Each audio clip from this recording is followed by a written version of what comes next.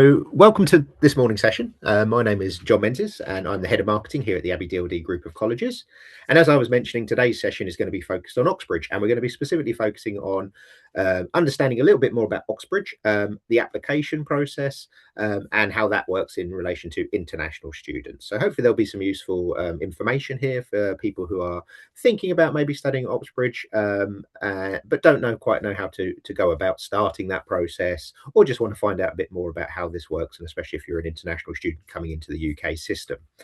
So, what we're going to cover today. So the schedule's pretty simple. We've got about half an hour. We're going to talk about what is Oxbridge, why you should apply to Oxbridge, what the reasons for applying, how that application process works in practice. We're going to talk a little bit about the selection process for Oxbridge, what they are looking for, both in terms of the application that you need to make and some of the additional steps that you might need to make or you need to take as part of that application process. We're also going to give you a few tips focused on as a student thinking about studying Oxbridge. What should you be doing now at this part of the journey? So pre-application, maybe when you're in your early school years, or when you're coming into your secondary schooling or your tertiary schooling or sixth form. What things can you be doing now to give you the best possible chance alongside your academic studies? Okay, before we get started, obviously, I'm here as a representative of the Abbey DLD Group of Colleges. We're three amazing colleges located in Cambridge, London, and Manchester. I'm actually based in Cambridge, so that's where I'm sitting today. We're independent day and boarding schools. We teach students from age 13 right up to the age of 21, and we're preparing students to take that step to a top-ranked UK universities, places like Oxbridge, but also a wide range of universities in the UK and some abroad as well. We're very diverse environments. We have over 50 nationalities across each of the colleges. We are very focused on supporting international students coming into the UK to learn, maybe for the first time, obviously learning in a second language. We have lots of experience of supporting international students, but also we have British students who mix really well. So we're a really diverse environment. We have lots and lots of extracurricular provision, but obviously our main focus is on securing those excellent grades and doing that preparation work that we need to get our international students to those top ranked universities. And every year we have students going to Oxbridge across all three colleges. Over the last few years, we've had students progressing to Oxbridge alongside a wide range of top ranked UK universities. But obviously, if you do want a bit more information, do get in touch with us after the session and we'll be able to provide that for our team. Okay, so let's get started. So the first question, and it's really top line level, is what is Oxbridge? So when we talk about Oxbridge, what do we mean? Well, we mean the universities of Oxford and Cambridge, known collectively as Oxbridge. So if you hear this term, this is what we're talking about, the universities of Oxford and Cambridge. They are not a formal association, but they are a loose association, and they are put together in this way. They're very old universities. You can see Oxford is a little bit older than Cambridge. Oxford's coming up to its millennium celebrations. Well, I say coming up in a fair, but you can see how old the universities they are. They are some of the oldest universities in the world, and the oldest university in England is Oxford itself. So they have a long and storied history.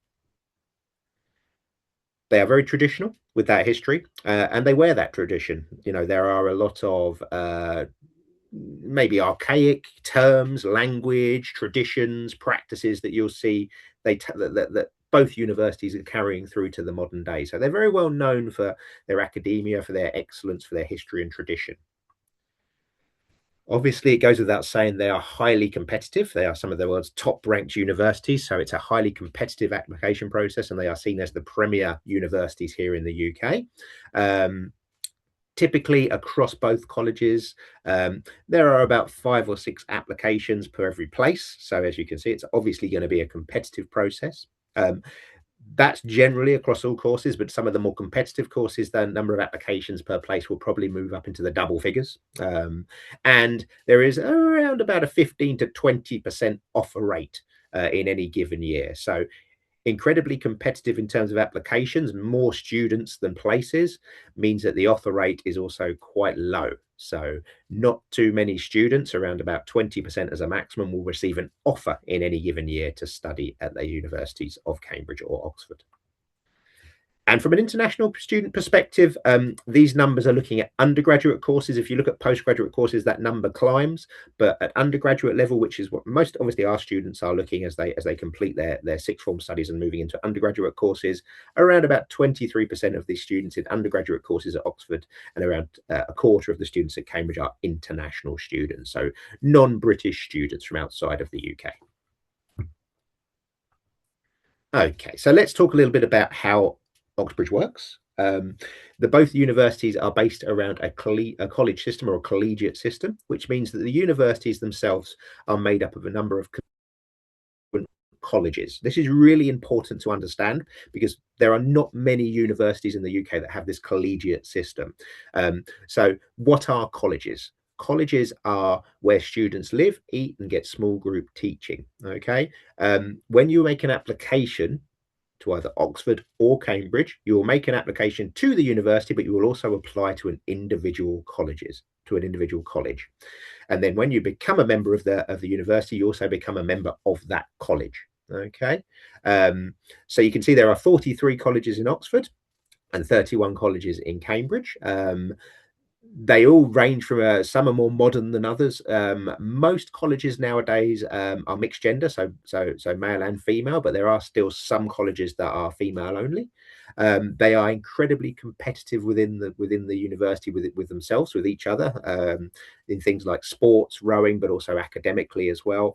Different colleges have reputations for different subjects, strengths in different subjects. So it's really important to understand how this college system works when you're making an application, because it will really impact your application and also your chances ultimately of success, which I'll explain a little bit later. You may have heard of some of the more famous colleges: King's, St John's, Balliol, Trinity College, but there are a wide range of colleges. Some colleges are also dedicated just for postgraduate students. So it's really important to understand the differences between the colleges. Each college has its own website. You can go on those websites and find a bit more information about each one. And obviously, I'll talk a little bit about how that works in the application process as we talk about that later. Okay, so the college system, let's talk about the subjects that students will study within the universities and within the colleges. Obviously, the two main types of courses that students are studying at UK universities are undergraduate and postgraduate courses. For our students at the Abbey DLD group of colleges, they are generally moving on to undergraduate courses, which are obviously generally 3 years in duration. They can be a little bit longer, and it obviously depends on the subject as well. If you go into something like medicine, they can be longer still, but generally 3 years, sometimes 4 years. And then postgraduate courses, we're talking about subject courses like master's degrees, but also you can go into research postgraduate courses, things like PhDs. But generally speaking, most students will do an undergraduate course, and then they might choose to take an extra year. So 3 years of the undergraduate course, an extra year, can be 2 years, depending if you do it full-time or part-time, to complete their master's and a postgraduate course. And then after that, they may choose then to go into a research postgraduate course like a PhD. Students will apply for one specific subject at the undergraduate level. And one of the big differences with Cambridge and Oxford compared to some of the other UK universities is they are less flexible. So Cambridge and Oxford don't really give the option to combine modules from different courses into a bespoke undergraduate course. What that means is you will be studying a specific subject, and the study that you do will be deep and specialized from the start. You will be generally straight into that subject at quite an advanced level from year one. Teaching is kind of broadly divided into two main kind of teaching styles, or teaching methods. The lectures, which is typical of any university, the big class lectures, where students from the colleges will go to a particular department, faculty, or school. So the faculty or the Department of Engineering, for example, students from each college will go and attend their lectures at the centralized department. And then supervisions, which are smaller group teaching tutorials or supervisions. Cambridge, they're called supervisions, tutorials in Oxford. This is where students will sit with a tutor on a weekly basis, maybe 1 to 3 students in a group with a tutor, and they will be having weekly discussion review sessions. So the idea with those sessions is the tutors will often set reading. The students will be expected to go away in the week, do that reading, analyze, think about it, come back and discuss um, what they've read, share their ideas, interrogate each other on it as well. So this is quite different from a lot of universities, and these tutorials really play a core part of weekly student life and weekly academic life within the universities. The tutorials also take place within your college. So where you go to the lectures for the lecture halls or the departments for the lectures, the tutorials will take place within your individual college. The tutorial system does it make it quite a pressured environment. If you think about the profile of the universities, your tutors in these sessions are likely to be some of the preeminent experts in those fields. Some of the books you are reading and being set, they've probably written. So they are quite highly pressured environment. And one of the things that we will do with our students when we're preparing them for Oxford or Cambridge is we will actually recreate these tutorial sessions every week for our students to kind of model that kind of environment so they have a good understanding of how that would work. So you can expect to read a lot when you're at Oxford and Cambridge. You can expect to write a lot of essays and be asked to solve complex problems and to work to a high level independently. So this is really something to be aware of when you're coming in. It will be 100 miles an hour from day one, and you will have these sessions every week non-stop, and you will be given multiple books to read, often in many cases within that week. Okay, so we've talked a little bit about the college structure. We've talked about kind of broadly the academics and the learning. The term structure at Oxford and Cambridge, it's split into a trimester, which means essentially the year is split into 3 terms of about 8 weeks each. You can see students will generally join for the year for the Michaelmas term in both universities, which usually runs from October to December up till Christmas. They'll then have a break for the new year and come back for the Lent or the Hilary term. It's the Lent term in Cambridge, I believe, the Hilary term in Oxford. Remember, I talked about the traditions and the language that's used. You can see how it's kind of different for each university. That will run from January to March, and then they'll have an Easter or a Trinity term, which will run from April until the summer in June. So you can see it's quite a short academic year and short terms, but don't be deceived. Although they are short and shorter than some universities, some university students will come earlier and finish later. They will be very intense. So there is a reason why they are a little bit shorter. They do understand that they're asking more of students in that time. So they're intense terms, but they are a little bit shorter. Okay. So when we're looking at Oxford and Cambridge, the most important thing to remember is you can only choose, you can't choose both. So you have to make a decision between the two. And you might be thinking, okay, what's the right environment for me? Again, this is a very broad comparison, but to give you some thoughts and to give you some thinking, you might prefer Oxford or Cambridge for the environment. Oxford is a slightly bigger city, a slightly more bustling city with a livelier atmosphere. Cambridge is a little bit quieter, a little bit more of a close-knit academic setting, maybe less distractions in Cambridge. So if you like more of a bigger city atmosphere, Oxford might be the choice for you. If you prefer a quieter setting, academic setting, you might want to look at Cambridge. This must be iterated that they're both quite small cities by UK standards and by global standards. We're talking 100,000 to a couple of 100,000 people in each city. So they're not huge metropolises either way, but something to be aware of. They do have different characters within the cities themselves. Subjects, Oxford traditionally has been seen more of a specialist in humanities subjects, law, politics. Many of our politicians, both in the UK and globally, have come from Oxford. So they're seen as being a bit of a specialist area for Oxford, whereas Cambridge is seen as more towards maths, sciences, engineering.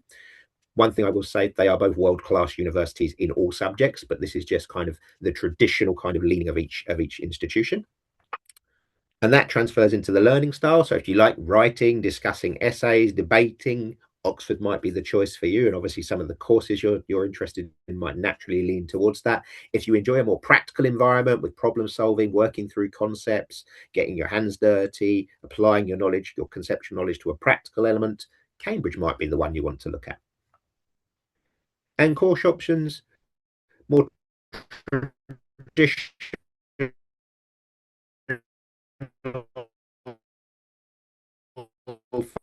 focus courses. Oxford is traditional. Cambridge does offer a little bit more flexibility to do a general science in the first year or two, and then specialise as you move through the course as well. So traditional, focused, or flexible, maybe a little bit more modern. Again, these are considerations just to look at when you're making that this initial decision and looking at the universities. Understand the character of each one. Okay, so we're here because we're thinking about Oxford or Cambridge, or we definitely want to learn more. So why would you actually apply to the universities? Why does it make sense for you as an international student, as a parent of an international student? Why does it make sense for you to make that application to Oxford? Well, first and foremost, you're here because of the Oxford name. It's a globally recognized brand name. It's a mark of quality. In some countries, it's almost a luxury brand. So there is that global recognition that Oxford and Cambridge are amongst the elite universities in the world. You know, traditionally they will always appear in the top 10 rankings across various league tables globally. I think in the QS rankings they're fourth and sixth respectively. I think Oxford is fourth at the moment, and Cambridge is sixth. In the UK rankings, they're usually in the top five. I think they're both joint fourth at the moment, but traditionally they would be right at the top there. So they have that high ranking profile. I mentioned it a little bit in the tutorial sessions. The tutors, the people you are going to be learning from, they are subject experts. I believe Cambridge and Oxford between them have more Nobel Prize winners than most countries. So that concentration of knowledge and expertise that you're able to access and benefit from is huge when you're a Cambridge student. Teaching styles, again, intense, focused, highly personalized. The supervision, which is quite unique in terms of the structure of the way it's a weekly kind of supervision or tutorial sessions, is quite rare and means you're having personalized small group access to those experts on a weekly basis. So although it is intense, you're also getting a lot of benefit and being exposed to new ideas, new thinking at the top level of academia. The fellow students, when you apply to Oxford, it's highly competitive. The students are going to be some of the best and brightest students both in the UK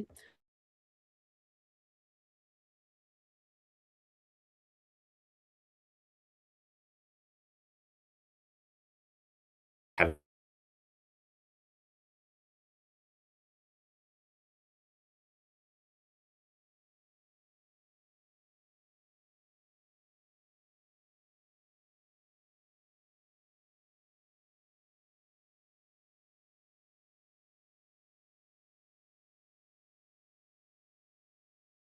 societies. So it's a great supportive system built around the college system alongside that competitive element as well, at Oxbridge. And that includes the accommodation as well.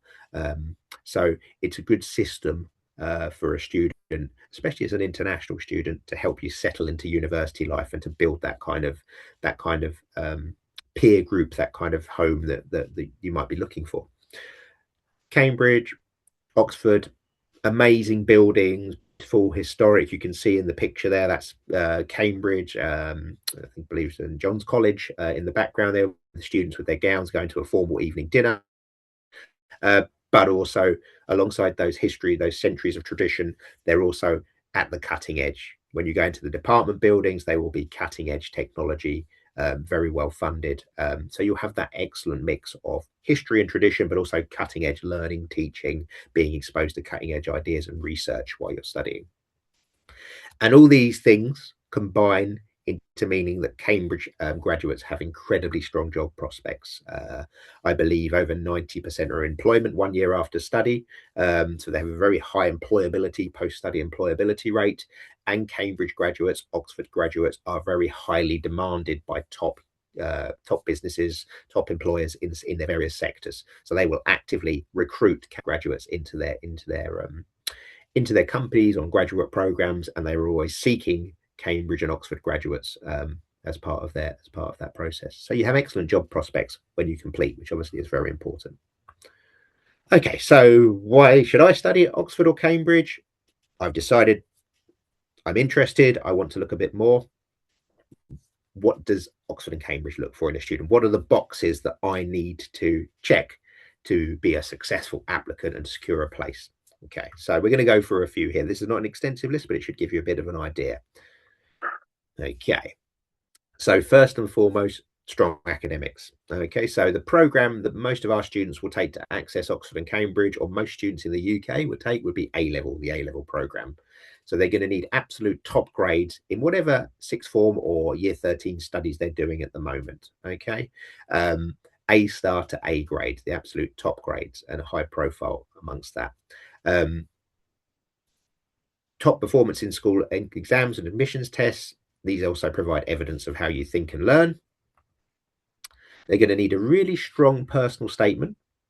So a statement that explains why you are an attractive and a top candidate for that place. Remember, 5 or 6 students, maybe 10 students are competing for that place. So you need exceptional grades. You need a really strong personal statement, explains why you love the subject, shows what you've done to explore the subject, and it reflects your authentic interests. Okay.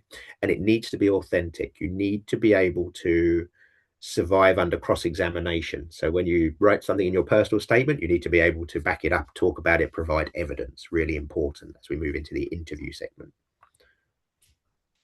And also you need a teacher reference. So whichever school you're at the moment, obviously for our schools, our teachers will write these references.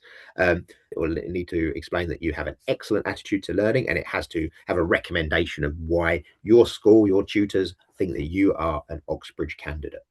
Okay, so these are what I call the absolute must-haves. If you don't have incredibly strong grades at A level or equivalent, if you don't have an incredibly strong personal statement, and if you don't have a glowing reference, Oxbridge is not going to be successful. You're not going to be successful in that application process. So you absolutely need to tick these off. These are the absolute must-have, the non-negotiables as part of your application process. So do have a look and think, actually, am I online to achieve those top grades? Do I have a personal statement that's backed up by evidence that explains that I have passion beyond the subjects that I'm studying? And are my teachers, is my school going to give me that reference that backs up what I'm saying, both in my personal statement and through my grades? Am I putting in the effort? Am I performing at a high level in and outside?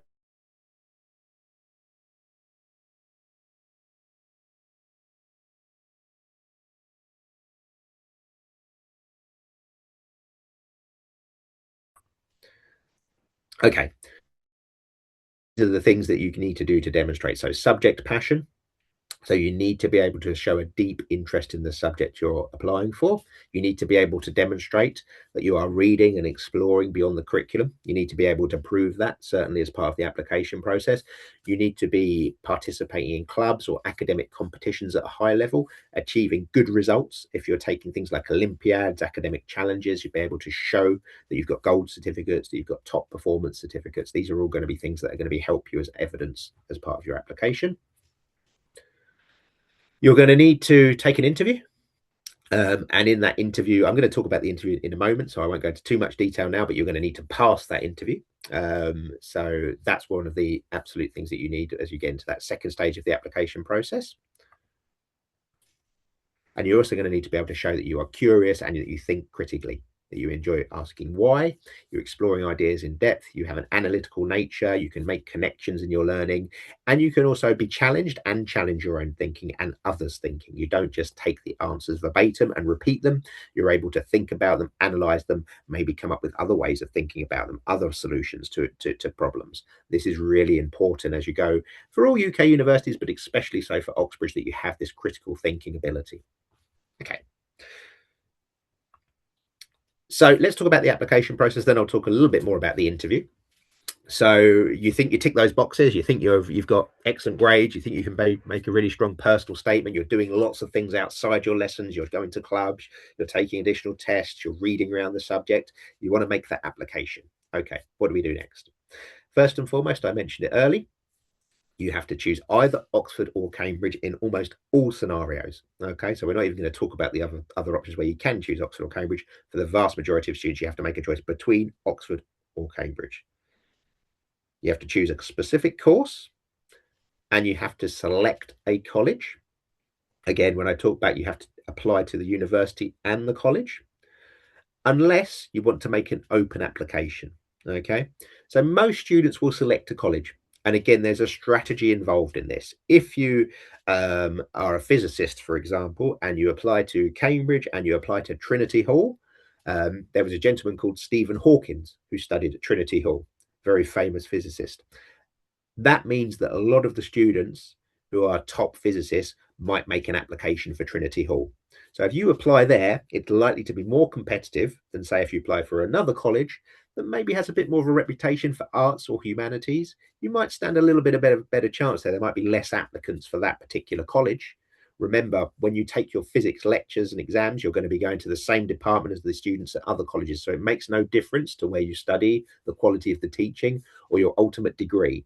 But certain colleges, if you make the application and you understand the college system, their characters and their nature, you might have a better chance. There might be less competition. It's still going to be competitive, but you might have a better chance than if you apply to the college where a world famous physicist or mathematician or engineer or law graduate went to. Okay, so there's a strategic choice there. The other choice is you can make an open application where you say, I'm not going to apply to any particular college. I'm happy to go to any college. And then the colleges will look at your application and they may choose to consider you for a place at their college. So an open application can also work in different scenarios as well. So that's the two main ways of doing it. You'd apply by UCAS, the University and Colleges Admission Service, same way that you'd apply for any other UK university. We have a session on UK university application, but you apply for 5 universities. Obviously, Cambridge or Oxford would be your absolute top choice, your first choice in that. And then you'd have the 4 other choices like insurance choices. Whereas for other universities, you have to make your application by January of your final year.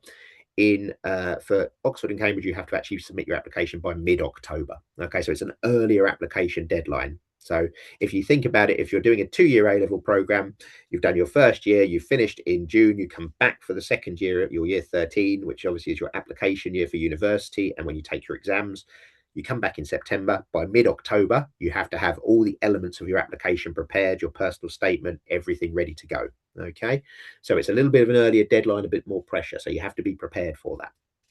Obviously, personal statement, predicted grades, which your school will provide as part of your application. We don't have a final grade, so we need predicted grades. Your personal details, your personal statement, and your school reference you need to have submitted by mid-October. Then this university will come back to you if you need to take any additional admissions tests or submit any written work. That usually takes place around about November time. Okay, so different courses might have different requirements. If it's an engineering, a physics, or a math course, there might be additional maths tests that you need to sit. Your school can arrange that for you. If it's art or humanities, you might need to attend the school for a pre-interview. You might need to submit a piece of work, a piece of practical work, a piece of artwork. You might have to write essays, for example, on particular topics. So these will all be done usually in November. And then the university, the college itself within the university will consider the application that you've submitted, the additional tests you may have done, and they will decide whether they want for you to sit an interview, which is the next stage. Some students who apply will not be invited for interview, okay? But those who are invited for interview, that will take place in December, okay? So you'll sit your interview in December, and then if that goes successfully, if you are offered a place, that will then be in January. You'll receive a conditional offer, okay? So after January, the focus is on you have your offer, you need to achieve the academic grades that are the conditions of your offer, those A-level results, or it might be IB results, for example, or whatever equivalent course you're studying in your home country. And you need to achieve those grades in your summer exams to confirm the place. Or an international student, there will be an English requirement, so you'll have to take usually an IELTS test and achieve an IELTS score. Also, that will be one of the conditions of confirming your place. All those things go according to plan, and you get the grades. You have the English level that you require. They will confirm your place, usually around about September to October time. Okay, so you have a confirmation of your place, and you can join the university, the college, in October. Okay, so the interview process, the reason why I've kind of put an extra slide here is because it's one of those quirks of applying to Oxbridge that you would have to sit an interview. Some other universities and courses in the UK, you do sit interviews, but traditionally, Oxford and Cambridge, they're seen as the ones that do the main interviewing of students. So, what is an interview? What to expect? Um, it's going to be a mini academic conversation with Oxbridge tutors, professors, admissions tutors, um, and it usually lasts for about 20 to 45 minutes. Um, it should be fairly informal. It shouldn't feel too much like a test. It should feel more like a discussion. And again, as I say there, it's not designed to test how much you know. It's more designed to test to see how you think, how you solve problems, and how you respond to new ideas. Um, as I said, 20 to 45 minutes. Um, there will be other students who are also sitting there interviews on the same day. You may be invited to an interview in the college itself, or you may be online. And obviously, if you're outside of the UK, generally online is the way to go. It's the way that they'll organise that.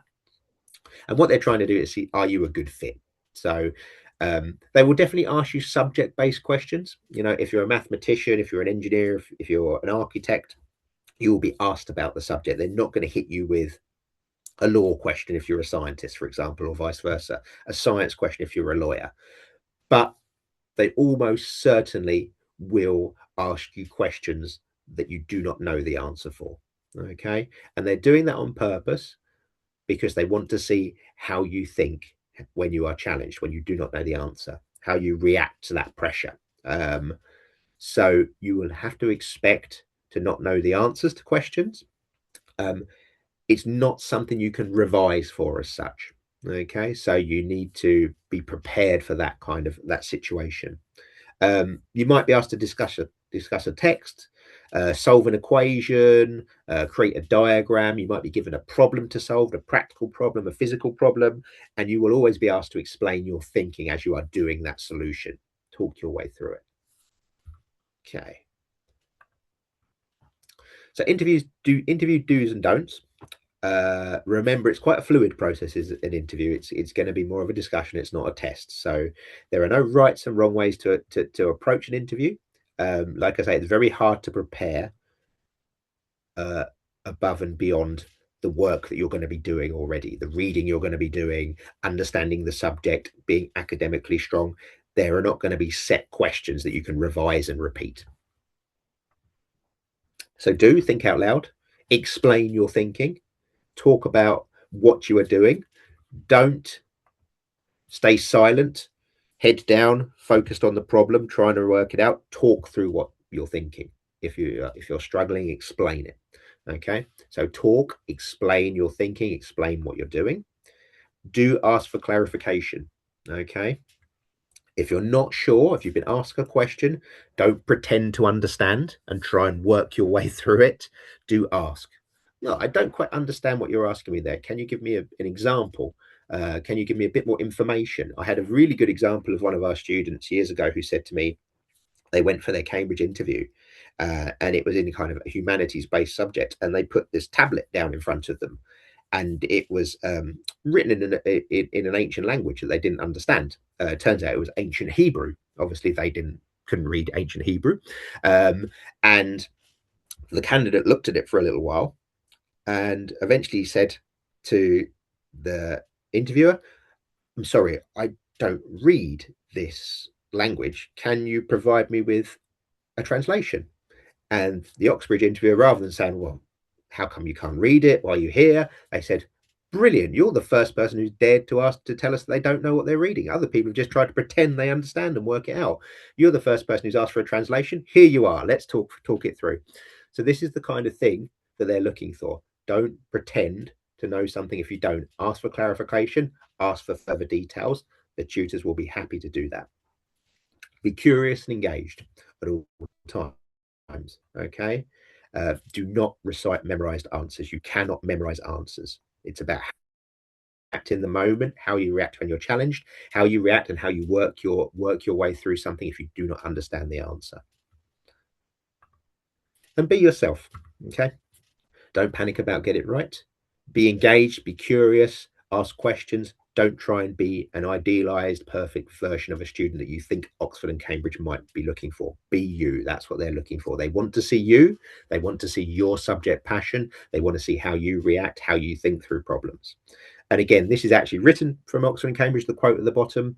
This is what they're looking for. And one thing I would definitely advise, look at the university websites. You'll find lots of information about what they are looking for in interviews, what they're looking for in candidates. But they're saying it's not about being a genius. It's about working hard and being able to think deeply. Okay, so that is something to bear in mind when you are looking at Oxford. These are the skills that they're asking for. Okay, so what do we do now? If we're thinking about Oxford and Cambridge, if that's the goal in a few years' time, what can we do now to start preparing? Whether you're 13, whether you're 15, whether you're 17, what are the things that we can be doing? First and foremost, do your research. I think I mentioned that just a minute ago. Look at universities, read the prospectuses, look at the websites. You'll get lots of information and it will help you narrow down your thought process, whether it's Oxford or Cambridge, particular colleges you want to apply for, if you want to have an open application. Do that work now. There's lots of information online. Obviously, for our students as well, we're very lucky being based in the UK. We can actually visit the universities and our students can go and talk to admissions tutors, and often they'll come and talk to us as well. So that's really useful. Understand the application process. You've done the first part of that today. I've explained the broad brushes of the application process. Look at it a bit deeper. Understand the program that you're applying to. How competitive is it? What careers will it lead to? Really important, read around the subject. It's not going to be enough just to ace your A levels, your IBs in the particular subjects that the school is the course is requiring. You need to be able to show that you are reading broadly around the subject, that you understand the latest thinking, the latest developments in that field. Okay, so read beyond the curriculum, listen to podcasts, watch documentaries. There's no snobbiness. Read articles, journals, newspapers, consume information about it. There are many free online lectures, many of which are delivered by top universities like Oxford and Cambridge, but also Harvard do a lot. Take these lectures, take these courses, use all the resources. One thing I would say as well is read broadly. Don't try and get too much in depth at this early stage, and don't try and read everything. It's better to have read broadly and to have summarized and to read chapters of particular books rather than to read a few books cover to cover. Okay, so make sure that your reading is quite broad around the subject area.